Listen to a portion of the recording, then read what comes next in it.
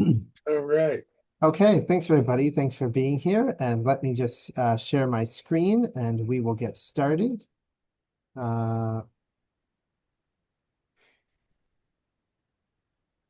go.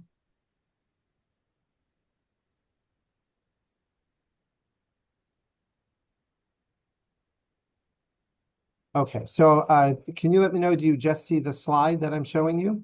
Yep. Okay, great. Okay, welcome everybody. So this presentation is called Sacred Scriptures and what they say about the world's religions. My name is Brian Caruana. I'm the executive director of this center, Encounter World Religions, which is a center that promotes religious literacy located near Toronto, Canada. The goals for this presentation. First, to learn a little bit about the world's religions by using their sacred texts as a sort of window into them. And to consider the impact, on one hand, of the content of those texts. That is, what are their ideas? What are their stories? What theologies do they share? But also to go beyond that, because these texts do other things. They provide words of power that are sometimes understood to change or be able to influence reality. They have established legal codes and sometimes really established entire empires that have changed world history. In some cases, the text, not the content, not the words, but the physical text can itself become a kind of sacred object, or in some cases, even become a person. And lastly, these texts do more than convey mere ideas. They convey sometimes emotions. They invoke beauty. They use rhyme and poetry that can stir emotions, and in some cases, be really critical to people's conversions. Okay, so that's what we're going to sort of do. And we will start here by looking at Hinduism. So Hinduism has many, many texts. Its oldest texts are the Vedas, which are texts that are perhaps around 3,500 years old. Originally, they were oral. They are overwhelmingly ritual texts. They are still recited by priests today. They are used if you ever go to a Hindu wedding, the priest is reciting certain mantras in Sanskrit, which is a dead language like Latin, but they're recited. They are the most revered of all Hindu texts. But the truth is, almost nobody reads them. As I told you, they're in an old language. They're in what is a dead language, so most people cannot read them. What matters is that the priests are reciting the mantras.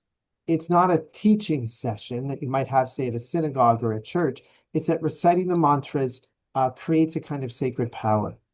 And so invested in this is a theory of language. And that is that words, and especially sacred words, have power. They can bless a wedding, they can bless a departed soul so that it will perhaps go on to liberation or to a good next life. But the idea here is words don't just convey ideas, but rather that evoking those words, speaking them, enacts a kind of power. And this was actually the original view of karma. Some of you, I'm sure many of you have heard of karma, but our common view of karma today is not the original view. The original view is ritual karma.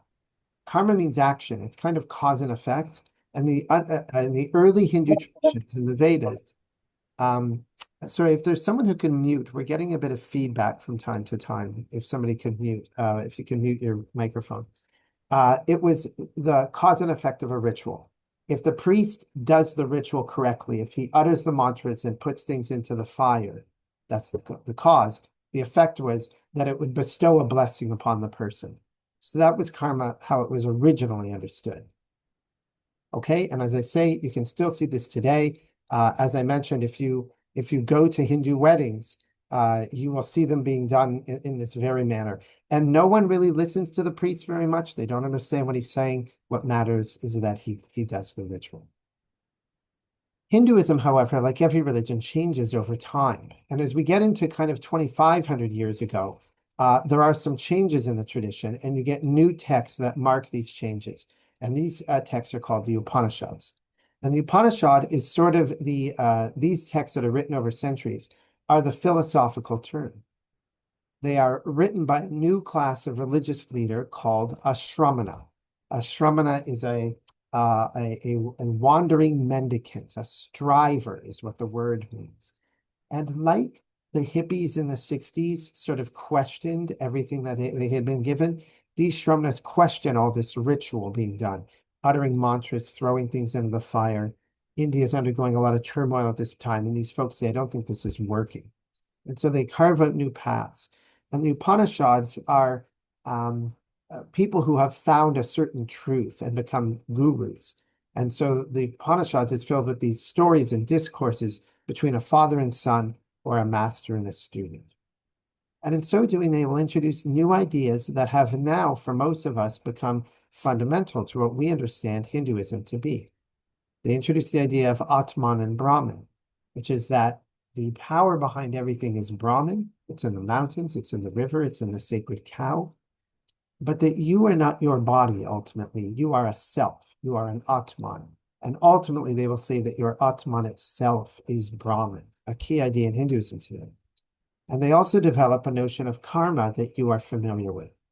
They take this idea of cause and effect, but they extend it past ritual into moral life. That all of your moral actions are a cause, and the effect is it will influence what happens to you in your future lives. And this is the last idea they bring in, and that is the idea of reincarnation.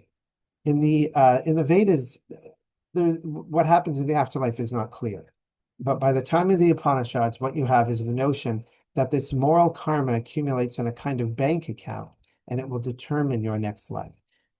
And if you lead a good enough life, you will escape this cycle of rebirth and achieve liberation or moksha. Okay, that's the Upanishads, a new text, new ways of thinking. But did Hinduism stand still after that? It did not. Over another series of centuries, they write the Puranas, and the Puranas emphasize devotion to personal deities. That Brahman, that reality that pervades everything, can be quite inspiring, but sometimes may be distant or abstract. And in the Puranas, however, you're going to get deities like Krishna. And there are stories of these deities. You learn of Krishna and how all the cowherd girls were swooning over him, but it was Radha that he had eyes for. Radha is even married, but the two of them don't care. Her love for him is like the soul's love for God, and for God, he will toss away everything. Family, wealth, reputation. It's this love of God. And this led to a powerful movement in Hinduism called bhakti. And bhakti is the path of loving devotion. It will say in the Bhagavad Gita that you can approach God in multiple ways. You can approach him through the path of knowledge, jnana yoga, through the path of kind of good actions, good works, which is karma yoga. But it'll say in some respects, the best path is bhakti yoga. Just love God, love Krishna, love Shiva, love Vishnu. And this bhakti movement will be more democratic. That Shramana movement, it was kind of like these elite men who had been known to become gurus. But in the bhakti movement, there will be poets who will come into town, sants they are called, and they are chanting hymns of loving praise and loving devotion to God. And some of them are low caste, and they speak in the vernacular, and some of them are women. Okay, and so it opens religious leadership up throughout the population. And so this is where we get a lot of the deities we see today, from Krishna to Ganesh and others. Okay. Now, even these stories, even like the Ramayana, which is the most famous scripture in Hinduism, it's part of the Puranas. Do most people sit down and read them? They do not. But do they know the story? They do, because they read them in comic books. They watched them on TV when it became the most watched series in the history of India, and they perform them in plays when they're 8 or 9 or 10 years old. There are songs, there's movies, there's the comic books. And so these books become authoritative, and their influence is culturally wide. It extends far beyond the relatively small percentage of the population that has read them. The stories become cultural norms, and you ingest them as you do other aspects of culture. You take them in with your mother's milk. Okay, that's Hindu scriptures. Let's now look at Buddhism. So, in Buddhism, the scriptures, the earliest scriptures essentially are recorded through memory. And this is called the Tripitaka, which means the three baskets. These scriptures were oral for a number of centuries. The monks would recite it using mnemonic devices. You would recite it. They began over and over again with things like the Tathagata says. In the Deer Park at Sarnath, the Tathagata says. And so they were kept in kind of chant. They recorded in that way the Buddhist teachings, the monastic rules, and then also there was a basket that was sort of commentary on both of these. And that will lead to an expansion of philosophy as these Buddhist thinkers, including the Buddha himself, probed the nature of ourselves, of the human mind, but even of the cosmos and of physical reality. And over time, this proliferation and thinking will deepen and find new avenues. It's creative. And so what you get is that you get new branches of Buddhism, and with them, they will create new scriptures. So new texts, new forms of Buddhism will come as a kind of pair that go hand in hand.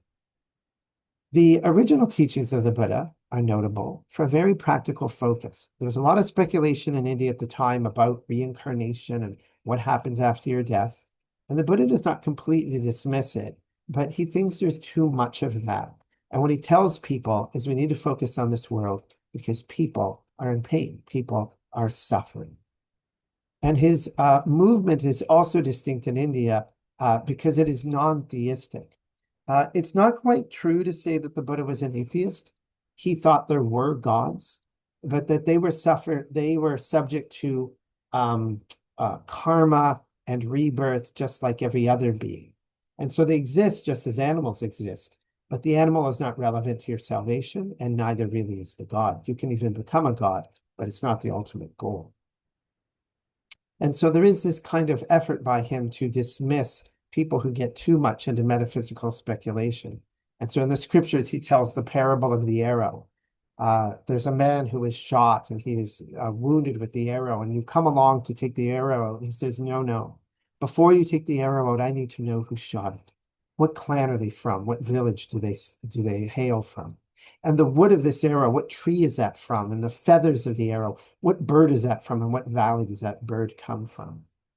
And of course, as you can imagine, the point is the person's going to die. And in the same way, he says, you are talking so much about reincarnation and what happens to us after this world.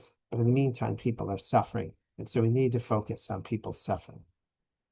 And in addition, in the Buddhist scriptures, we get perhaps, arguably, the most original doctrine in any of the major religions. And this is the doctrine of anatta. And what is anatta? If I were to say to you, what is this? You would probably say, well, it's a stream or it's a brook, it's a river. But if I were to pin you down on what is the stream or the brook, you would say, well, it's the water right there. But as we all know, if you were to stand on the banks of this river, 5 minutes later, all that water is gone. It's been replaced by new water, and we say it's the same stream. Well, you might say, okay, that's like the banks that hold the water, but the banks are constantly being eroded, right? When there's floods, half the bank will wash away. A few years later, you can come back here and the stream might have moved 4 feet to the left, but we call it the same stream. It's not that there's nothing here. It's that we use a noun, a stream. And arguably what is here is a series of verbs. And the Buddha will say this about the self, that we say, I am Brian. But what does that mean? In truth, the Buddha would say that I have thoughts, but they are changing. I have feelings, they change. I have a body. You all know your body changes. It's different than it was 5 years ago. It'll be different this afternoon. You'll be tired, or you'll be well fed, or you'll be resting. Everything. He kept trying to look past the change to find the stable center and found none. It was like peeling the layers of the onion looking for a seed. And so what he said is that we ourselves are verbs. There is no unchanging self. And so he actually said, there is no self, anatta, no atma, to use the term I used in Hinduism, no self. That the self has no stability. It is constant flux and change. So radical doctrine. Okay, so new texts, new doctrines. In addition, another aspect in Buddhism is how texts are used, and that is they're often chanted. The monks in particular will gather around and chant some of the mantras from these texts, and this chant generates merit. And so this is something we talked about earlier, and that is the idea that words can have power. We saw this in Hinduism with chant, right? You utter the mantra and it bestows a blessing from the gods. Here, the chant generates a kind of merit, and this facilitates the whole relationship between the monks and the laity, and that is one of merit exchange. The monks acquire merit by studying Buddhism, by doing the chant. They then go into the community with begging bowls, and the community puts food into their begging bowls and supports the monastics. In doing so, the lay people, by supporting monastics, gain some of the merit that the monks have created. And so they are like a factory of merit, and the community supports that factory, but then benefits from it. If you'll forgive the crude sort of market terms, if you will, industrial capitalistic terms, but that's how it sort of works. And so the words here, the fact that the words generate merit, are in some degree part of the basis of the relationship between monastics and the community. Okay. In addition, there are other texts. There's a Lotus Sutra. The Lotus Sutra will very much democratize enlightenment. For some branches in Buddhism, democratizes because simply by chanting this little text, you can attain enlightenment. It makes it much more accessible. For some branches of Buddhism, Buddhism is the most sacred of all of the texts. And again, it is used in chant to acquire merit, which again is this theory of how language works. And indeed, with the Lotus Sutra is that the text itself has become an object of devotion. People meditate in front of it. They revere it. They will bow in front of the visual of the text that is sometimes turned into pieces of art like this because it's very short. So that's a Lotus Sutra. On the other side of Buddhism, because Buddhism is big and wide and diverse, is Zen. And Zen is suspicious of text. They actually have stories of masters tearing up text, ripping them. And you have to remember, it's not like today where you can buy a book on Amazon. Back then, to create a text, somebody spent, an enormous amount of time writing it out by hand. No one's sure if they actually ripped text, but the mere stories of it said, don't get lost in words. Instead, what you need to do is you need to meditate. And focusing on words and philosophy will prevent you from focusing on what matters, which is meditation. So there's a suspicion of text. And yet, how do they convey this? Well, they wrote it down. You can't get away from the power of the written word. Okay, so in Buddhism, we've seen how texts can educate, how they can be sacred objects, but how in Zen they can even be distractions. And finally, I wanted to mention to you the Jataka tales. And the Jataka tales are these really wonderful texts in Buddhism. They're appealing stories for children. They teach ethics, and what they do is they're stories of the Buddha in his prior lives.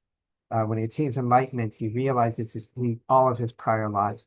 And in his prior life, he's always doing wonderful things. Many times he's an animal, sometimes he's a person. So let me tell you one of these. It is the elephant and the travelers. There's some travelers who wander into a desert. They run out of food and water and energy, and they collapse in the sand, and they're going to die. They got lost. And an elephant, who is the Buddha in a previous life, comes along and sees their haggard look and says, "What's wrong?" And they explain their situation. And the elephant says, "Oh, you're in luck.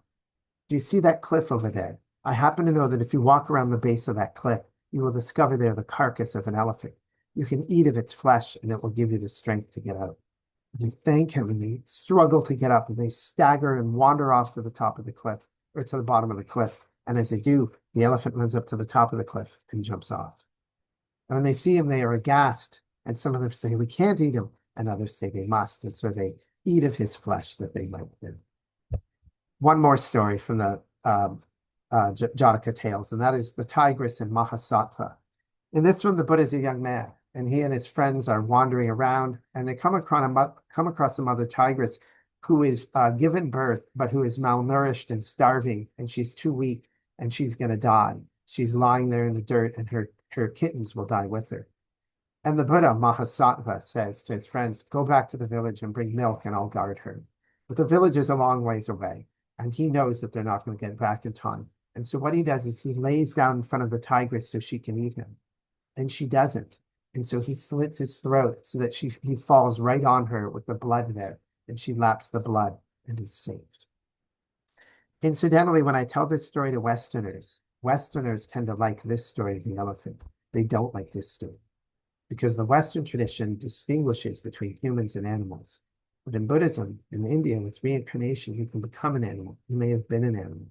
Sort of similar to, say, Native Americans or First Nations. They are our kin in a way. Okay, and so there's some popular kid stories. That's a bit on Buddhism. You can see there's been different texts, how it's created different branches and wonderful kid stories. All right, I hope you're doing okay. Now we're going to look at our third Indian tradition, and that is the tradition of the Sikhs. The Sikh scripture is called the Guru Granth Sahib, or the Guru Granth Sahib, and it is compiled over 2 centuries. And intriguingly, the writers of the book are varied. It includes Sikhs, Hindus, and Muslims. That is, the compilers of the book took the writings of Hindu saints or poets and Muslim Sufi writers often and incorporated them all as sacred texts. And Sikhs are very proud of this fact that their text includes the wisdom of people of different traditions. The book is not a narrative. If some of you are used to the Bible's very narrative based. Moses goes here, Jesus said this. This book instead is praise poems. Again, if you're familiar with the Bible, it's sort of like the book of Psalms. They're poems of praise to God, to Waheguru.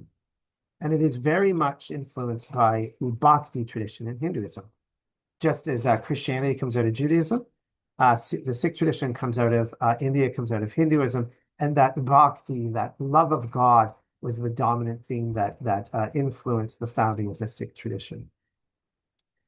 The 10th and final human guru, their first leader was a guru. There were 10 of them. He did something remarkable, which is when he's near the end of his life, he says, your next leader, your next guru is not going to be a person. The next guru is going to be the book. And so the book goes from becoming merely scripture to actually becoming the leader of the community. And this means today that the book is treated as a living person. They don't even call the pages of a book a page. They call it a limb. The book is treated like a person. When I organize programs in Toronto where we go visit houses of worship, Toronto has some of the largest houses of worship in North America, and some of them would rival the big temples in places like India.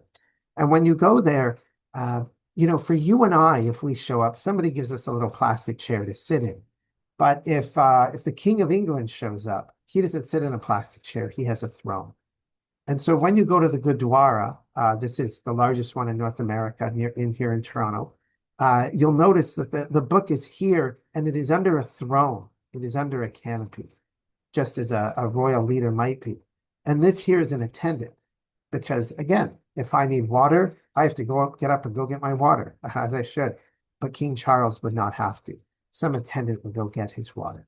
And so there is an attendant there. And the attendant waves a whisk called a chowri.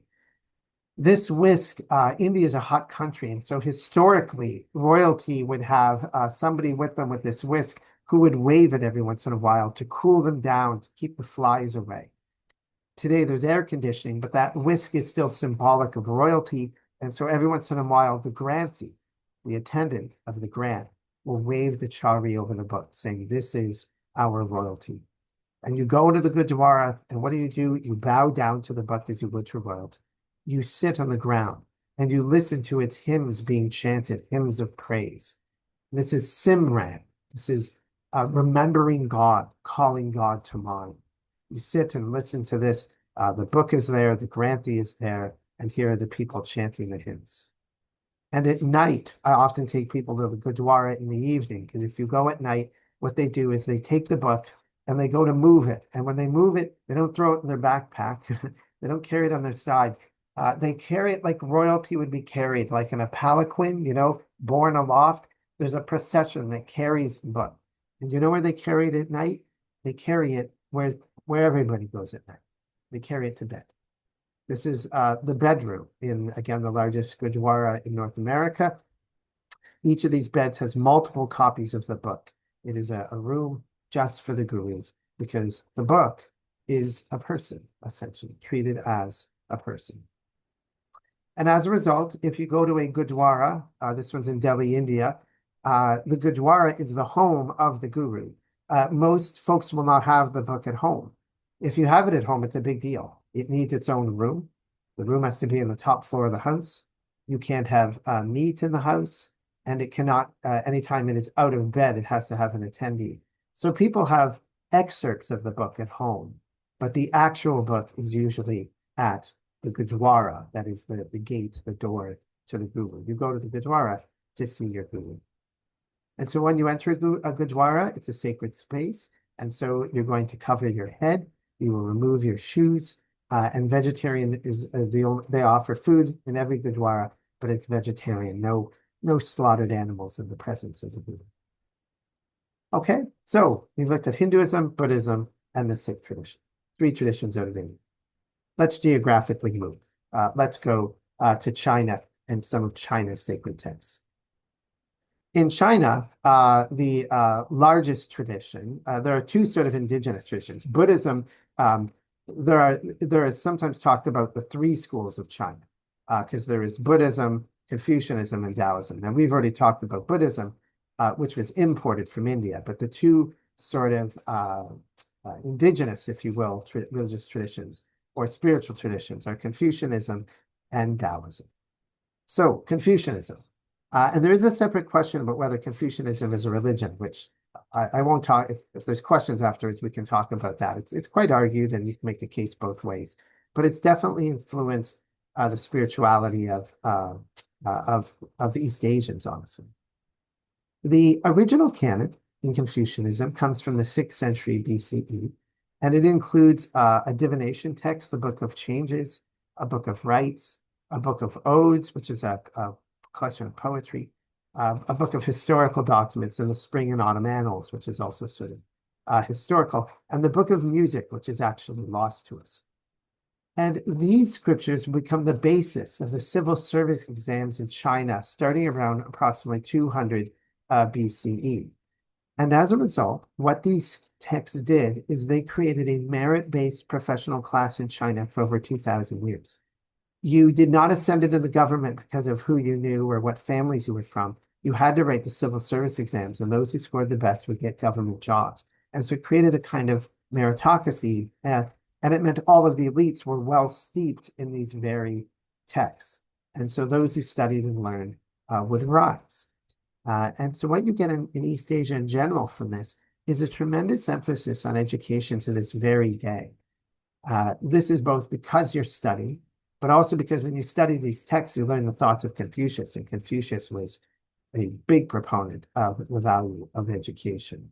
Okay, and so that was the goal, was to become a kind of learned person, to become a Mandarin and a member of the civil service. Around the 14th century, they adjust the canon.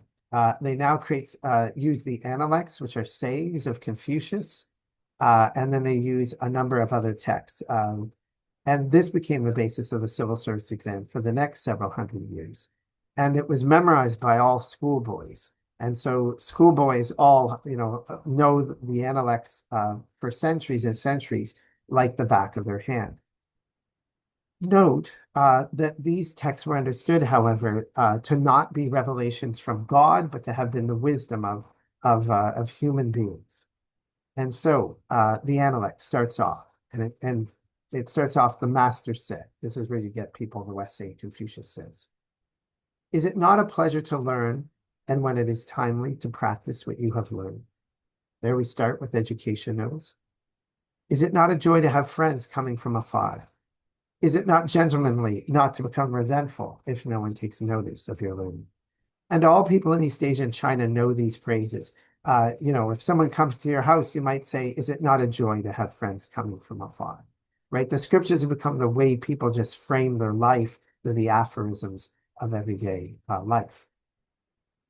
Confucius's texts are concerned with practical matters, how to govern and how to live, not so much on the afterlife. And so in the text, it has the dialogues between Confucius and his students. And one of the students says, he asked how the spirits of the dead and the gods should be served. And the master said, you're not even able to serve men. How can you serve the spirits? May I ask about death? You do not even understand life. How can you understand death? And so this focus on this life. Okay, the other tradition that arises out of China is Taoism. And Taoism is its foundational text is the Tao Te Ching. Historically, or tradition was said to have been written by a man named Lao Tzu. Today, it's believed that Lao Tzu is not a historical person. But anyways, the text is had enormous influence. And unlike the Confucian text, this text is very different. It is mystical and poetic, less practical, if you will. And it advocates for something called Wu Wei, non-action. What does that mean? The Taoist text describes the Tao. It says the great Tao flows everywhere. Don't get confused by the T and the D. We pronounce it as a D, but it's been written both ways historically. The great Tao flows everywhere, to the left and to the right. All things depend upon it to exist, and it does not abandon. To its accomplishments, it lays no claim. It loves and nourishes all things, but does not lord it over them. Taoism is a bit different. Here you have the word Lord. The word Lord in religion is almost good, almost always good. The Lord God, Lord Shiva, Lord Jesus, Lord Buddha. But here it's negative. It does not lord it over them. It lays no claim to its accomplishments. There's this humility about the Tao, which is a bit distinct. The supreme good is like water, which nourishes all things without trying to. It's just in water's nature. It is content with the low places that people disdain. Thus it is like the Tao. Right? Isn't that like water? It occupies the lowest place on the ground, and yet it's the source of every living thing. The Tao, the opening lines are famous. The Tao that can be spoken is not the true Tao. The name that can be named is not the constant name. You will get this in Taoism. You will get a skepticism about words, because words nail things down, and the Tao is mystical. But of course, to convey the mysticism, you need words, you need text. And what happens if you don't follow this advice? Well, things will go badly for you. Those who rush ahead will not go far. Those who try to shine dim their own light. Those who define themselves can't know who they really are. Those who seek power over others can't empower themselves. And those who cling to their work will create nothing that endures. And conversely, one thing I will say about the Taoist, if you do the opposite, things will go well. And like Confucianism, in China, there is no notion that these spiritual traditions shouldn't worry about politics. No, there's a lot of people in China, and you must govern. And so all of them have attitudes towards governing. And so how does a Taoist master govern? When a master governs, the people are hardly aware the master exists. Masters don't talk, they act. When the work is done, the people will say, amazing, we did it all by ourselves. It goes on, ruling country is like cooking a small fish. Don't overdo it. Okay? The Tao Te Ching and the Confucian Analects are very interesting because both of them provide wisdom on how to live life. They tell you, they provide wisdom about the world, but also how to live and how to govern. They comment on how a society should be ruled. We need society in order and nothing else matters. And at the same time, there are differences. The Analects are very practical. The Tao Te Ching, very mystical and poetic. Confucius really emphasizes effort and diligence. You need to work hard. You need to study. You need to cultivate your character. You need to improve the way you practice your etiquette and your manners. And by working and working, you'll reform your character. The Tao Te Ching hates that. It talks about Wu Wei, non-action. Don't strive, don't push, don't make things happen. You'll just create conflict. You need to let things be. You know, if you think of that sort of Zen idea, Zen is really Taoism meeting Buddhism. Don't force things. Confucius believed in ritual propriety. You needed to know just how to behave in the right way in every context, the right posture, the right tone of voice, the right deference. It's very learned, very practiced. And the Taoism doesn't like this. It talks about spontaneity and naturalness. The two traditions can, in some ways, be seen as in conflict, and sometimes they did have conflict between them. But they can also be seen as a bit of the yin-yang, that they complement one another. Confucianism is the yang, it is the bright, it is the order, it is the active, and Taoism is the yin, the quiet, the passive, the dark, the mystical. Okay, we've looked at India, we've looked at China. Let's move again. And here we're going to move to the Abrahamic traditions, and we'll start with Judaism. Okay, what do we get in Judaism? Well, first, we get a transcendent God, a God that is beyond time, that is beyond the physical universe. This took time. In the earliest Jewish texts, that's not how Yahweh is understood. Jews don't say the name, by the way, so forgive me if you're Jewish. I'm not Jewish, but just so you know, Jews don't say the name. But in the early texts, he is one God amongst many, and the Jews practice what is called monolatry. You've heard of idolatry, the worship of an idol. Monolatry is the worship of one God. But it doesn't mean you only think one God exists. And we know this because it's in the text. It says things like God has taken his place in the divine council. In the midst of the gods, he holds judgment. And there are several other passages. I won't go through them all today. And many of you will know it's right in the Ten Commandments, actually. The first of the Ten Commandments, as some of you perhaps know, says, you shall have no other gods before me. And later Yahweh complains because they're worshiping the goddess of, they're worshiping Ashtoreth, the goddess of this people, and the Moab, the god of the Ammonites, and et cetera, et cetera. Okay. But the later texts change this. After what is called the Babylonian exile, in Second Temple Judaism, Yahweh becomes the only God. And the Torah appears for the first time in our record. And it starts with this phrase, in the beginning, God created the heavens and the earth. And so this is a different kind of God. He is transcendent. He is above time and creates the physical universe. And so what you get here is monotheism, and you get exclusive monotheism. And by that, I mean, it's not just that there's one God, but that this God will describe himself as a jealous. The Lord your God is a jealous God. You can have a form of monotheism, like many Hindus say we are monotheists. We worship this God, this God, this God, but really they're all one. And if you worship Jesus, that's fine. That's part of it as well. But this is different. This is there's Yahweh. And worshiping in other ways to other gods is an offense to that God. And so he asks not only for loyalty, but this exclusive loyalty.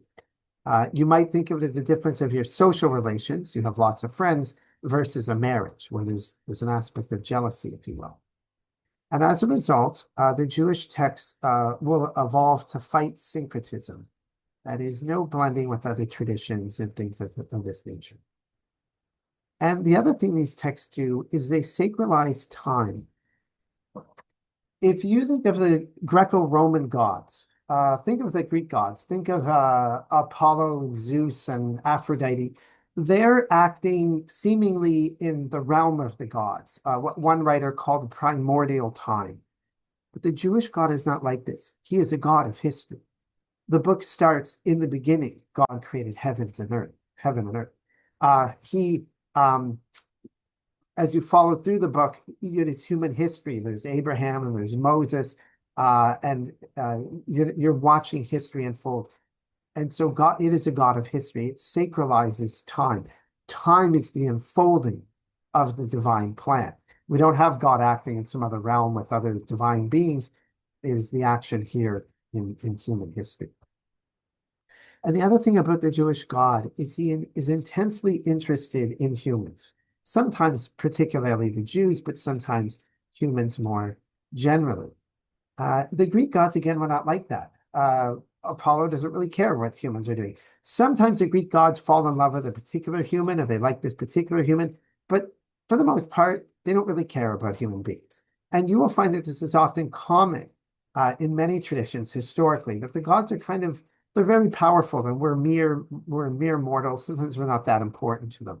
But the Jewish God is very interested in human beings, and it somewhat sanctifies humans. He can get angry, by the way, at our behaviors as well. Sometimes there are criticisms of the way the Jewish God acts or the biblical God acts.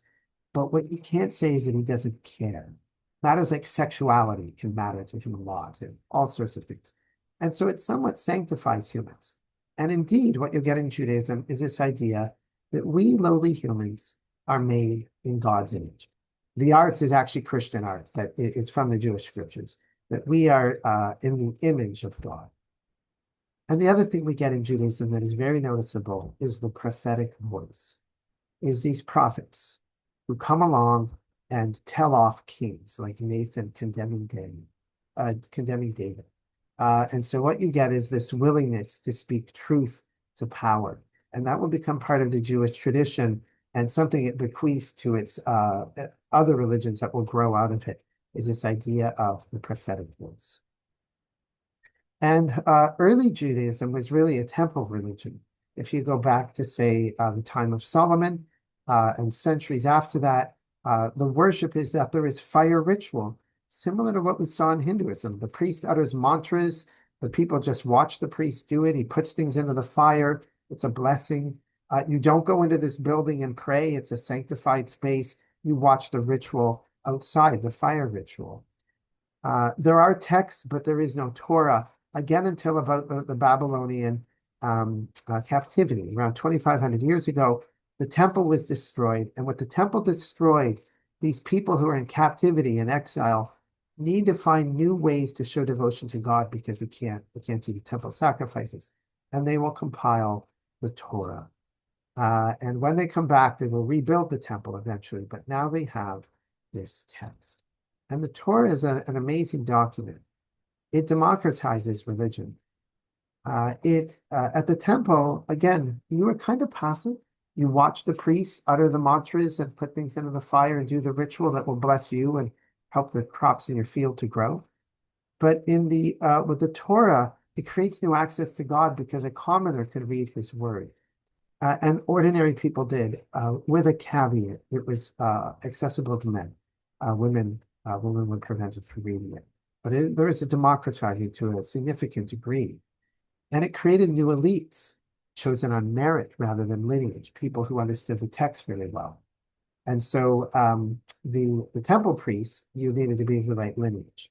But now what you will get are Pharisees and scribes, people who are learned, and eventually this is where you get rabbis. In addition, the Torah makes the Jewish religion portable. They will create new buildings called synagogues. So now you don't just have to go to the temple in Jerusalem. You can have a synagogue in your town, maybe even in Alexandria, in Egypt. And it means that religious practice is itself something portable. It can move, it can travel. And this will become critical because eventually that temple will be destroyed and you will lose that land. But even in Germany, you can set up a synagogue and you can read God's word. You can read the Torah. And the Torah will help Judaism to literally survive the loss of its land and the destruction of the temple. No Torah, probably today, no people known as Jews. That is the impact of the text.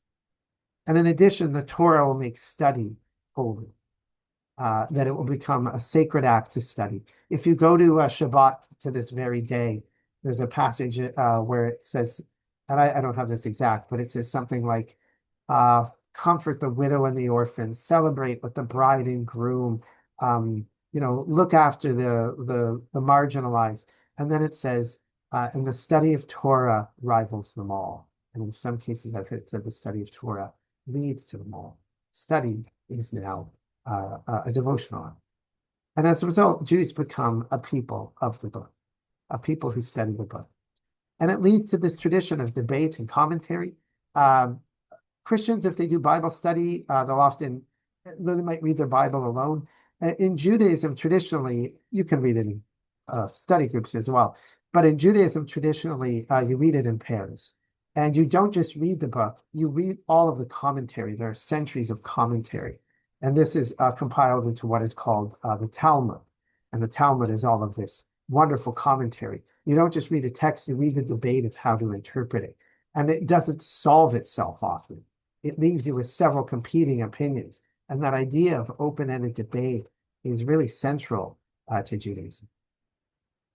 In addition, the Torah has become is a kind of sacred object, not in book form so much. It's still an important object. You wouldn't throw it on the ground or something, but it's the scroll.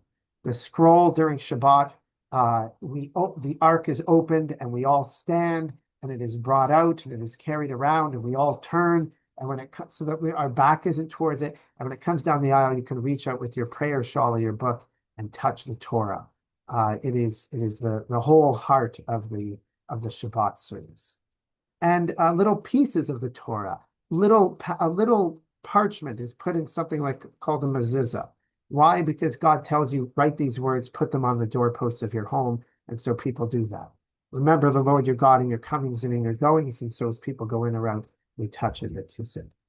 Another passage says, bind these words upon your forehead, upon your arm, put them as frontlets between your eyes. So that little passage is in these box, and people put it upon their arm and put it as a frontlet between their eyes for put on during prayer. Okay, and you even get things like Kabbalah, and Kabbalah is the mystical side of Judaism. So there's this kind of debate and commentary, but then there's mystical interpretations. And for that, there was a new text that appeared called the Zohar. Okay, so we see how the Torah can be many things, but it can even become sacred objects. It can be the heart of what keeps a community alive. It can be the root of a tradition of commentary and debate. To this day, Jews like to say things like two Jews, three opinions. Okay. All right. I hope you're doing okay. We'll move on now to Christianity.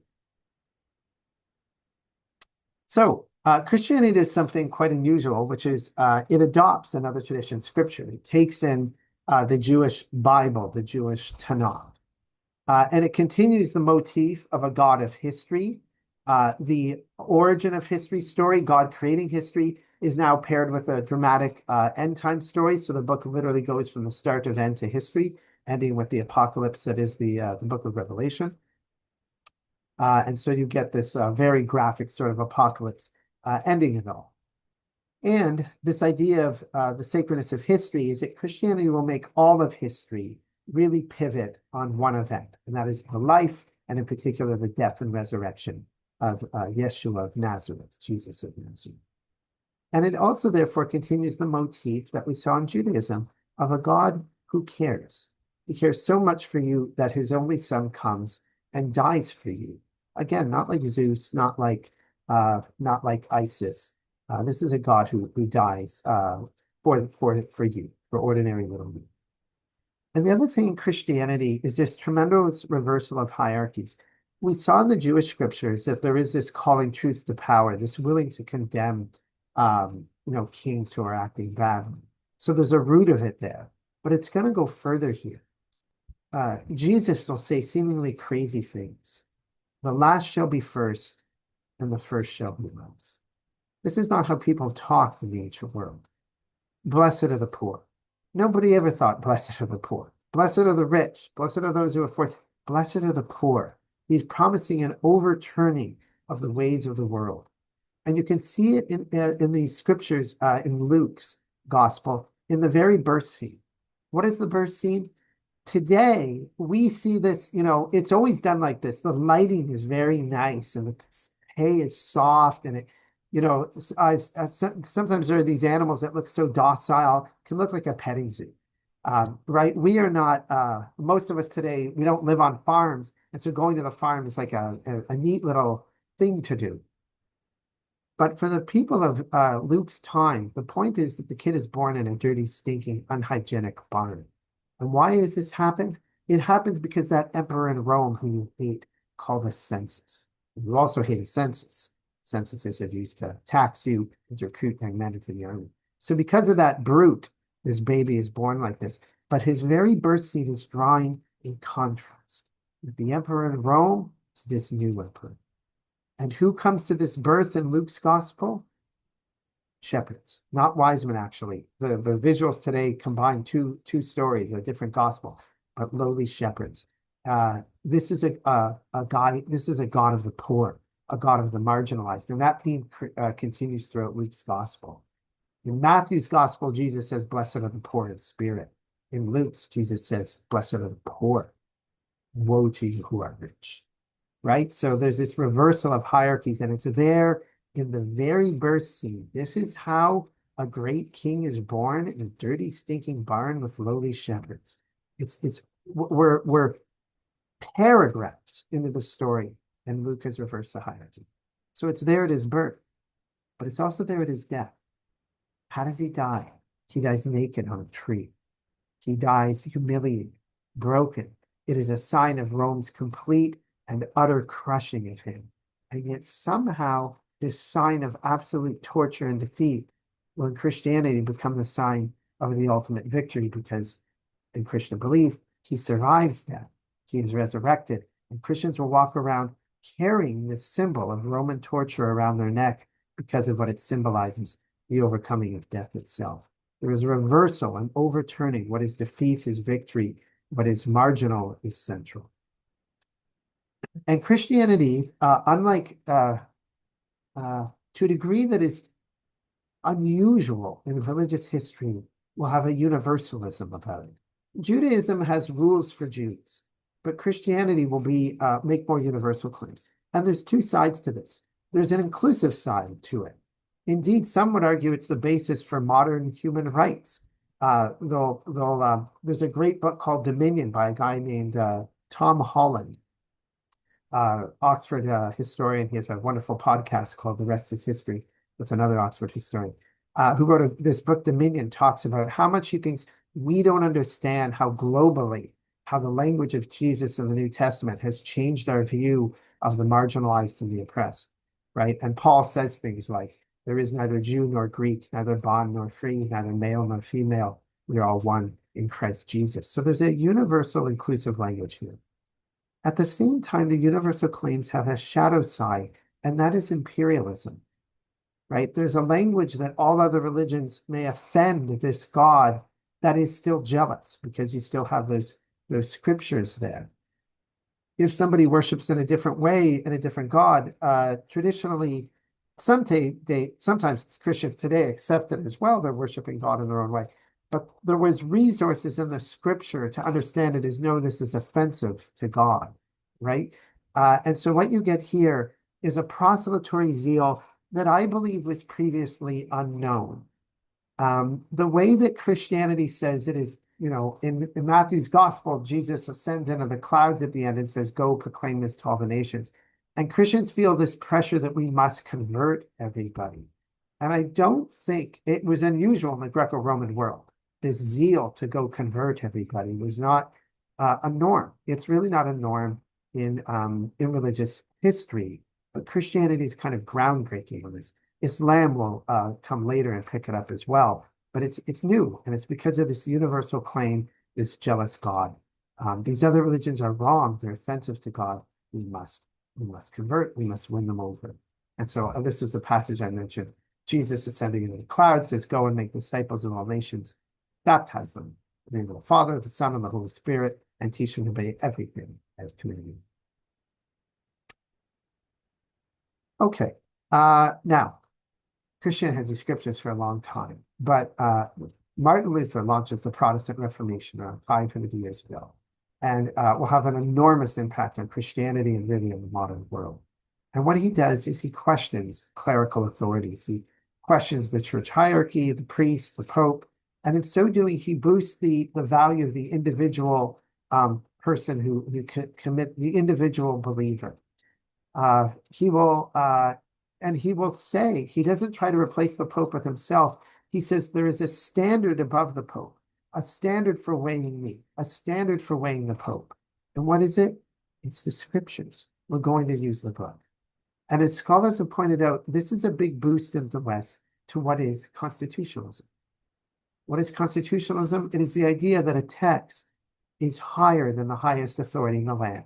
That you, the ordinary person, can assess whether the highest person in the land is obeying the text. This is exactly what Luther has done. We can assess the Pope and the Church because they are violating the text, which is the book. And he says, you know what? Therefore, you can read the text. He translates the book into the vernacular, into German. Many people in Europe learned to read right after the Reformation in order to read God's words. And others have pointed out again, the impact this has in Europe is it is a very big boost for democratic ideas. I can read the text. I can make judgments. Within years of Luther's launching the Reformation, you will get people starting to say, we're going to elect our priests, and we're going to dismiss them if we think they're violating the word of God. Within 8 years of Luther, they will launch a great big revolt in Germany and in Austria, trying to overthrow their political rulers too, You're not any better than me. The Pope's not any better than me. They get crushed, but the idea, populism of the value of the individual is there. And as I mentioned, there is a surge of literacy. And you get an intense interest in the text. But with this intense interest of the text, you also get the reality that it is open to individual interpretations. And so what you get is we get lots of people reading the text with intense interest, is you get lots of interpretations and lots of sects. Poor Luther thinks that everybody's going to read the book and agree with him, and he later regrets that people feel free to kind of make their own judgments. And so this emphasis on a text, but opening it to personal interpretation, leads to splintering.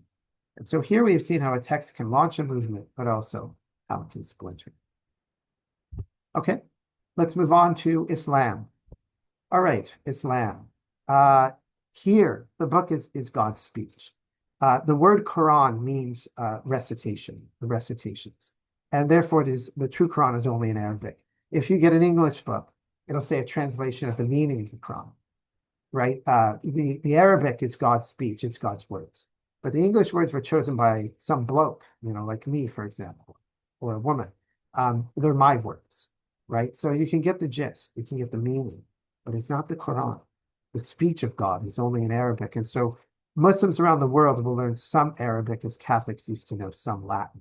Most Muslims don't speak Arabic as a mother tongue, but they'll know some. And it speaks often in the imperative tone. God is commanding. He calls for devotion. He tells you the meaning of things. This is the importance of this.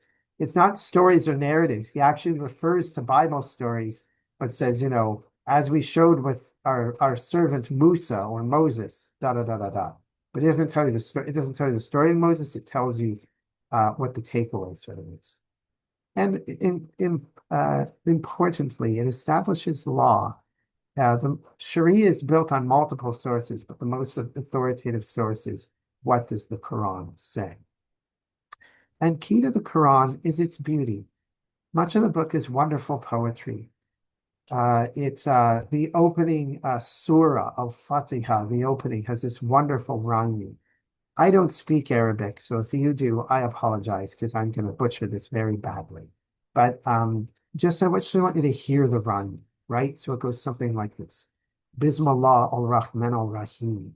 Alhamdulillahi Rabbil Alamin. Al-Rahman al-Rahim. Maliki Yawmiddin. Iyaka na'budu wa iyaka nasta'in. Ihdina siratal mustaqim. Siratal ladina an'amta alayhim. Royal Madubi Allahim. Wala Amin. Amin. Right? You can hear all of that rhyming. And this poetry, it's not just that it's nice, it's that it is understood in Islam that it actually won people over. In the historical text, it says he heard the Quran and Islam entered into him. The book's poetry, you remember this idea that we have taught that words have power, and so it helped to convert people, right? In ancient Islam, they believed words had power. You'd have a poet for your tribe that would recount the tribe's victories and glories, and as you're going to battle, they'd compose a poem of the coming victory because words help to affect reality. Well, no one had heard poetry like this. And suddenly at age 40, Muhammad starts uttering the most beautiful poetry they've heard. And so to this very day, the book is memorized by millions. Indeed, although the Quran is written, you should consider it an oral text. It was learned orally, it was recited orally. When you read it, it's a bit, at times, perhaps repetitive because it's meant more to be recited in snippets that always capture the key themes. And I remember being in Cairo, I was walking in this famous market in Cairo, Han al-Halili, and you walk down the alley and you can hear the Quran everywhere. This vendor here is playing the Quran, and then you walk around the corner and you don't hear them. But then there's another shop that's playing the Quran. I remember walking in front of one shop, I made value judgments. I saw a guy and he's selling a lot of tools and he looked strong and stuff like this. And maybe I would have expected a pinup of some girls on his wall. No, the Quran was being played out of his shop. And then, of course, there's a call to prayer. I got into my cab driver had the Quran on the roof. The Quran is in the air in much of the Arab world, in the Muslim world. It is oral. It is the soundscape of your life. It is not mere text. It is words in the air. And it is not the Muslim Bible. Westerners often think, oh, it's like the Bible. No. In Christianity, the Bible is important, but it is not central. It tells you about what's central, and what's central is Jesus. In Islam, this relationship reverses. Muhammad's important, but he is not the most central thing. The most central thing is the Quran. It is the word of God, the very speech of God. And so the Bible is treated, the Quran is treated with respect. You don't put it on the backseat of your car. It doesn't touch the ground. And it has even become the visual art of the tradition. There's a prohibition against idolatry. So what do you decorate with? You decorate with the two sources of revelation. One of the sources of revelation is creation, so they use geometric patterns to show symmetry and order. But the other form of revelation is scripture, and so there is the visual decor of the text itself that is just amazingly beautiful. And that kind of writing is very fluid. It lends itself to all sorts of artistic expression, and you can learn to sort of do this color. And indeed, the Quran is a text that established an empire because it united the Arab peoples. They'd never been united before. And soon after Muhammad's death, his successors will pour into the Arabian Peninsula and they will eliminate the Persian Empire and wipe out much of the Byzantine Empire. And within 70 years, create the largest empire that the world had then seen. Okay, I'm almost done, folks. I hope you're finding this interesting. Let's end by talking about Indigenous traditions. In Canada, we call them First Nations, and in the States, you use the term Native Americans. We have actually multiple terms, but First Nations covers a lot of our communities. Most of these communities historically in the Americas did not have written text. In Mesoamerica, they did, but in Canada and the United States, they did not have written text. And so there is this privilege of oral storytelling. And these oral storytelling do many things. They give origin stories. Where do we come from? Where do the plants come from? They create memorable characters, and in particular, tricksters. Tricksters are very common with Indigenous peoples around the world. Tricksters are figures who test boundaries. They can be fox or coyote. They're less than gods, but more than humans. They like to fool people. They pretend they're your spouse and sleep with you, and they raise mischief. They pretend to be the chief, or they humiliate the chief. They just like to make people laugh. They like to laugh, actually, is what it is. And so there are these tricksters. And these traditions tended often, Vine Deloria Jr., an Indigenous elder, he's passed now, said that these traditions sacralize space more than time. Instead of the sacralizing of history, it's a sacralizing of this land, of this mountain, of this stream, of these very plants. And he thought that the place-based notion makes them less imperialistic.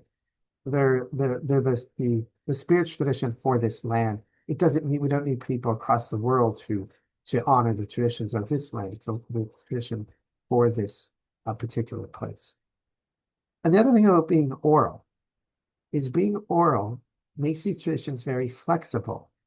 That revelation is ongoing. You have new revelations, you have new vision quests, you have new dreams. And so it is organic. All traditions are organic, they're all changing to a degree. But once you have a fixed text, it does create an anchor that all future generations are both anchored to. It creates solidity and a time-honored kind of connection. But at the same time, it does fix a certain thing. And oral traditions, by not having a written text, by having oral stories, have a greater degree, if you will, of organicness and ongoing revelation. Okay, my friends, so that is sacred scriptures and what they say about the world's religions. I'll open up to questions in a moment. I just wanted to say a couple other things. If you're interested in learning more, I have some things that might be of interest to you. The greatest thing we do is once a year, we have a Discovery Week in Toronto. We do 11 religions. I know that sounds insane. It kind of is. We do about 20 site visits, and we do it all in 7 days. And we go to the largest Sikh Gurdwara in North America, and we watch them carry their book to bed and eat a langar. We go to a Friday mosque. We go to a mosque on a Friday to witness prayer. the packed Friday prayer. Because part of Islam is the life story of Muhammad, which I will teach you in a class, and Sharia and all of that. But part of it is to feel a packed mosque at prayer. This is the richest thing we do. It has become very popular, so it sells out in advance. We just did the 2025 event, but the 2026 event is about 40% sold out already. So if you're interested, you can go to our website. It's worldreligions.ca. I'll show it later. And if you want, you can sign up. We will sell out. I don't need you to join for us, but I'm always excited when people do. Second, we have a blog, and the blog is my personal blog. It's at a site called Religions Geek, and we blog on the issue in Gaza of being queer and religious. These are some recent blogs we did. This was a deep dive with a scholar about the global Islamic revival of the last century, and the legacy of Pope Francis. And finally, we have free resources. We have program resources on Judaism and Sikhism and Islam. They focus on how to create an inclusive environment in the workplace, but they're actually good for any kind of inclusion on a soccer team or in your neighborhood or your seniors club or whatever. And you can get those at our website for free at worldreligions.ca. It includes a holidays guide. That's the Encounter website, worldreligions.ca. Okay, so folks, so if you're interested, you can either check out Religions Geek or worldreligions.ca. Okay. I yapped and yapped and yapped, so sorry about going so long, and I'll turn the floor over to you if you have any questions. That was amazing.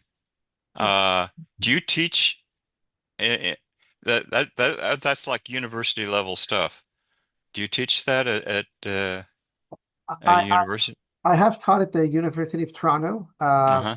So I've taught at U of T, we call it here.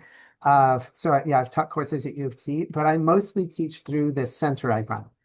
It's a charity in Canada that promotes religious literacy. So I teach the public, I teach in schools, and I also teach in workplaces and to the government and to police. We have programs for police and religious literacy as well. And for the public, we do online talks, but our biggest event is that Discovery Week that we do once a year. Wow. That's one of the most comprehensive discussions. It's like what is it when you go to a buffet of religion that I think that I have ever heard. That's quite remarkable. Have you know, and you did it in a way to where it's like if if someone was devout to any one of those religions, I don't think that they would be offended because it was actually done quite, you know, like an observer, uh, you know, looking from the outside. Well, this is what I see. Uh, I thought that was really fantastic. Thank you very much. Thank you, Robbie. Your words are very kind. Thanks very much. Mm. I love your buffet analogy because we use that analogy actually. We talk about things as this buffet of learning. The comprehension of was incredible. Well, thank you. You know, when I start inviting people to be part of Interfaith Awareness Week, 98% of them I really don't know. I have no idea what they're going to say, and I leave it up to God.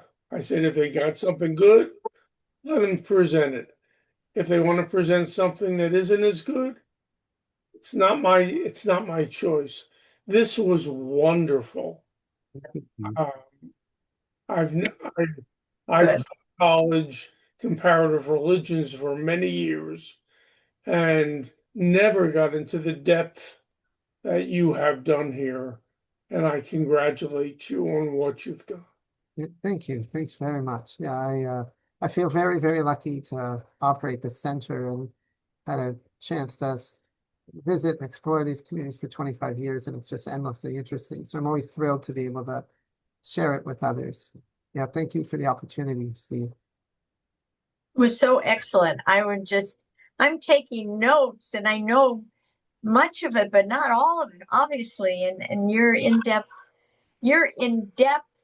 review. I mean, it's just amazing how you put so much into the depth of the religions in such a short amount of time. I don't know how you did that. That was just amazing. And thank you. I just loved it. I loved it. Thanks, Abigail. Thank you very much. Well, and I'd like to echo what Robert said about, I think if anyone of whatever religion was to watch this, there would be no offense, like you didn't cover it. Or when you got to Judaism, for example, I was saying, well, I wonder if he's going to mention Kabbalah.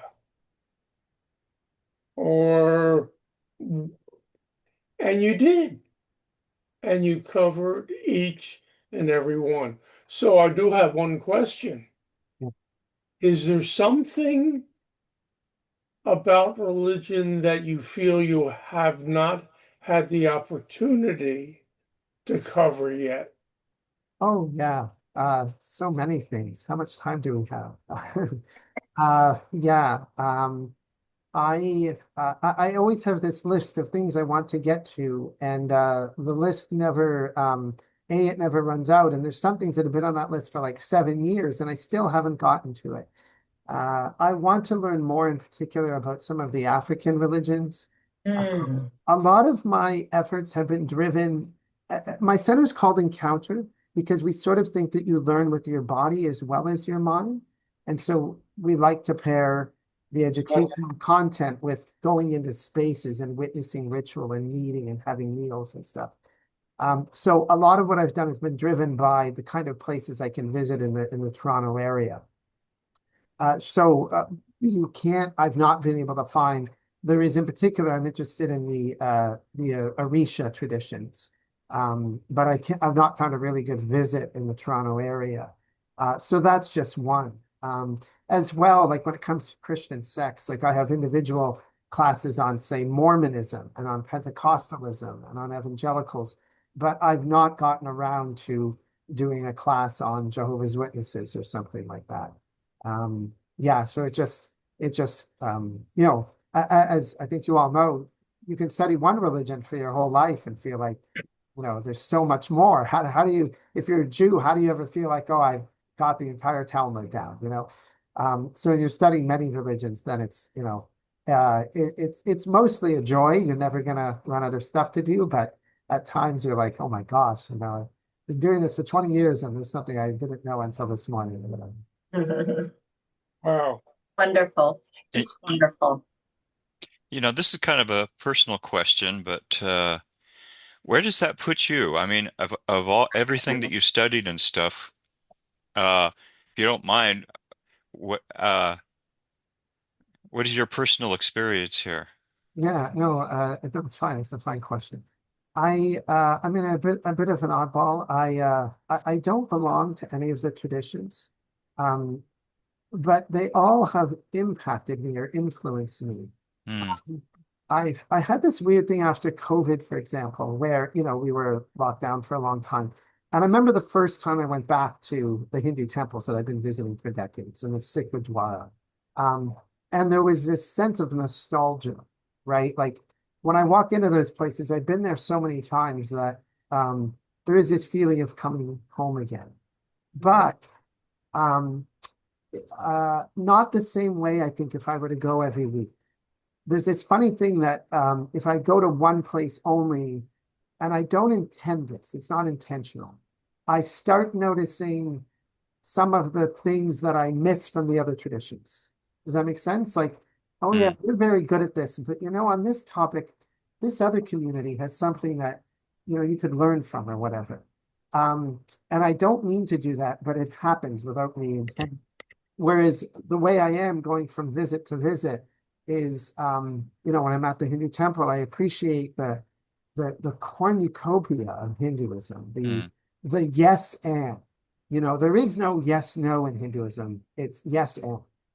Should we do this or this or this? Yes. It is it's deep, all of the above. It's always deep. Um, and I love that. And then I go to Islam and I really love the intimacy of the prayer. People underestimate that prayer, the Oh yeah. physicality of standing shoulder to shoulder, Hmm. and the way they touch one another. Muslims are the communal norm is the men touch one another. And my wife teaches ESL. She has these a lot of female Muslim students, and she says, "Oh, they're so touchy with one another." there's that sense of the ummah, the community is very palpable in a masjid, in a mosque. And then I go to the Jews, and I love the ritual, and I love the tradition of arguments and studies. So I don't know what that makes me, a confused buffet eater, I guess, or something. Well, you are a gift because, just what you said, that you just see so much wonderful good in all the traditions, that you're just the absolute right person to be teaching about them. And what you do, obviously, this is exactly what you're supposed to be doing. It's just, it comes across so well, so beautifully. Yeah, thank you. I'm very lucky. My predecessor, a guy, he's passed away. He founded this center and came up with that amazing Discovery Week. And he was a brilliant guy who sort of launched it. And, I was very lucky. I bumped into him. I wasn't going to do this. I wasn't even interested. I wasn't even studying religions when I bumped into him. And it just kind of changed my whole trajectory. And I do feel very lucky. I love this stuff. And I'm very fortunate to have bumped into him and to be here. Well, I have a question on it. Again, how did you begin? Oh, yeah, I began at that guy's foot, essentially, and learning under his tutelage. I read the books he told me to read in his library, and visits. Like we are constantly walking into mosques. Part of it is to go to a mosque and hear the Friday sermon, to go on to go to the Hindu temple at Diwali, to have heard Hindus talk about Hinduism to outsiders, hundreds of times. And then I pursued more academic studies. I started taking courses at university, got a master's degree. I went to University of Toronto and got my PhD. And we've just continued. We have very strong relationships in these communities. When I designed the police program I mentioned to you, it's kind of new. So I was drawing on my knowledge to that point. But I also, I called up my Jewish friends and said, tell me what I need to think about the police. And I have this particular question. And so I've been doing that for 25 years. So it's been a combination, I would say, of academic study, of kind of this anthropology, right, going and Mm. observing. And then thirdly, relationships, learning through the relationships we have with rabbis and imams and Wiccan priestesses and Rasa elders and stuff like that.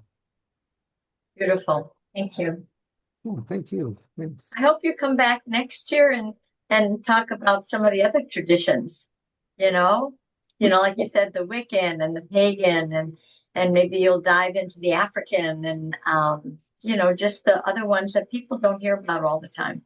Yeah, we do like to do that. Yeah, in our Discovery Week, we have a Wiccan visit and a Rasta visit and a Zoroastrian visit, Yeah. all part of our week. Wonderful. Thank you so much. Excellent. Well, I want to thank you for being here. The fact that all of the presenters are sending or turning their presentation, their recording into a YouTube, we put it on the archives, and you're going to be immortalized for the rest of the world to see. Here, yeah. Well, thank you. As I say, I'm very grateful to you for the opportunity. When you learn all this stuff, it's so exciting. You're eager. You want to show these people these things that you found amazing, basically. So it's a privilege to be able to do it. Thank you so much. Thank Let me something. you. We're done. Get in the recording. I would suggest the website